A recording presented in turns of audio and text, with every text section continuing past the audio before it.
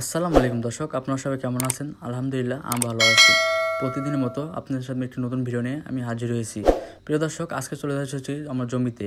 আমি একটি জমি নিছি, সেটা আপনাদেরকে দেখাই নাই এর আগে কোনো ভিডিওতে। আজকে আপনাদেরকে দেখাবো। দেখানোর কারণ একটাই হচ্ছে, জমিতে হচ্ছে মেঘ হয়ে বৃষ্টি হয়ে জমিটা ডুবে গেছে। ডুবে যাওয়ার কারণ হচ্ছে জমিতে আমি কোনো ড্রেন করে দেয় নাই, মানে আপনার যে এর আগে যে জমিগুলো করছিল সে হচ্ছে ড্রেন করে দিয়েছিল।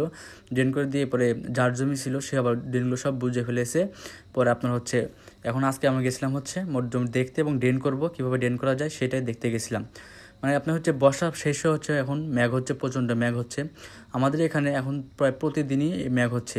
মেঘের কারণে আমি যে জমিটা নিয়েছিলাম তখন হচ্ছিল শুকনা ছিল।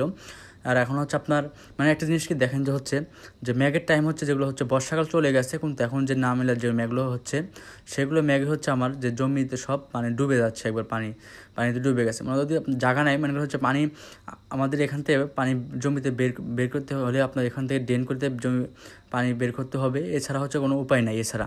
আর পিছন থেকে যদি আমি বের করি তাহলে আমার ওই ওদিক দিয়ে হচ্ছে ধরেন জমিতে বের করতে হবে পানি। এর জন্য মনে করলাম যে যদি কষ্ট হয় তাও জমিতে ড্রেন করা লাগবে। এর জন্য আমি আর একজন চলে গেছিলাম, দুজন যে হচ্ছে আপনার হচ্ছে জমিতে ড্রেন করতেছি। মানে ড্রেন করা যে এত কষ্ট আমি জানতাম না, যে এত কষ্ট হয়েছে আমাদের। আজকে যে রোদ হালকা হালকা ছিল, এবং রোদ উঠলেও কি এদিনে কোনো ভরসা নাই, যে জমি একটু পরে রোদ একটু পরে মেঘ। মানে আপনার ড্রেন করা এত কষ্ট ছিল। মানে পানি আবার হচ্ছে পানির মধ্যে কোপ দেওয়া যায় না ভালো করে। এর জন্য আমাদের অনেক কষ্ট হয়েছে ড্রেন করা।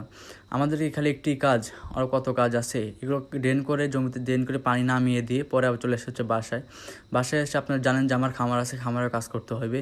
এ কারণ হচ্ছে আমাদের আউর কাটা বা ঘাস কাটার মেশিন আছে, এটা হচ্ছে ব্লেড ধার দিতেছি। ব্লেড না ধার দিলে আপনারা জানেন যে হচ্ছে ব্লেড না ধার দিলে প্রতিদিন অনেক সমস্যা আউর কাটতে। এবং আপনাদের দেখাচ্ছি যে ব্লেড যদি না ধার দিয়ে আউর কাটি তাহলে আপনার হচ্ছে আউর কাটতে কাটতে কি মেশিন একাই ঘুরে, কিন্তু আর আউর কাটে না। এই জন্য আমি যদি প্রতিদিন হচ্ছে আপনার হচ্ছে যে ব্লেড ধার দিই, মানে আউর কাটার আগে ব্লেডগুলো হচ্ছে ধার দিই। আমি এখন প্রতিদিন লাগতেছে না, মানে একদিন হচ্ছে 100-150 আউর কাটতেছি। কাটতেও আপনার হচ্ছে প্রতিদিন মানে লাগে না, 2-3 দিন পরে আউর কাটা লাগে। এই জন্য আউর কাটার আগে ব্লেডগুলো 2টা ব্লেড লাগাইছি, 2টা ব্লেডই সুন্দর করে ধার করে নিই। আরেকটা জিনিস আমি যেটা বুঝতেছি যে এই মেশিন হচ্ছে আপনার এই যে 4 ব্লেডের মেশিন, তো আমি যদি 1 ব্লেড করে লাগাইছিলাম তখন মেশিন সমস্যা হয়েছিল। এরপরে আমি যখন 2টা ব্লেড লাগাই তখন আমার হচ্ছে মেশিনটা ঠিক হয়ে গেছে আগের মতো, মানে প্রিমিয়াম যেগুলো সেগুলো হালকা ঠিক করছি। এরপর 2টা ব্লেড যে ঠিক করে দিচ্ছে উনি বলছে তুমি 1টা ব্লেড লাগাও না, 2টা ব্লেড লাগাও। পরে 2টা ব্লেড লাগাইছিলাম, পরে আপনার হচ্ছে লাগানোর পরে মেশিন দেখে যেমন ঠিক হয়ে গেছে। আর বললো যে বেল্টটা আছে সাইডের, আপনাদের মেশিন যেমন হয়ে থাকে আপনারা দেখবেন যে 4 ব্লেডের মেশিন যদি আপনারা এক ব্লেড দিয়ে কাটেন মাঝে মাঝে এমন সমস্যা দিতে পারে যে আউর কাটে না, এবং আপনার হচ্ছে সমস্যা দেখা যায়। আপনারা যদি এভাবে ওই যে মোটরের যে বেল্টটা আছে ওটা আপনারা যদি টাইট করে দেন তাহলে মোটামুটি সমস্যা দূর হয়ে যাবে। প্রিয়, পরে আমি আমার কাজ করে আজকে অনেক কাজ করছি এবং আব্বাকে বলছিলাম যে আব্বা আপনি আজকে গরুটা ধোয়া দেন। পরে আপনার আব্বা হচ্ছে পরে যে গরুগুলো হচ্ছে ধোয়া দিছে। মানে কাজ করতে করতে আজকে এত মানে হচ্ছে পরিশ্রম হয়েছে যে আপনার হচ্ছে শরীরে একবার হচ্ছে অসুস্থ হয়ে গেছি। প্রিয় দর্শক, আজকে আমার ভিডিও এ পর্যন্ত ছিল। আমার ভিডিও ভালো লাগে অবশ্যই আমার পাশে থাকবেন, সাপোর্ট করবেন, এবং আমার ইউটিউব চ্যানেলে আপনারা সব সাবস্ক্রাইব করে দিবেন। এবং নিয়মিত ভিডিও দেওয়ার চেষ্টা করব, একদিন পর পারি বা 2 দিন পর পারি ভিডিও দেওয়ার চেষ্টা করব। প্রিয় দর্শক, আজকে আমার ভিডিও এ পর্যন্ত ছিল।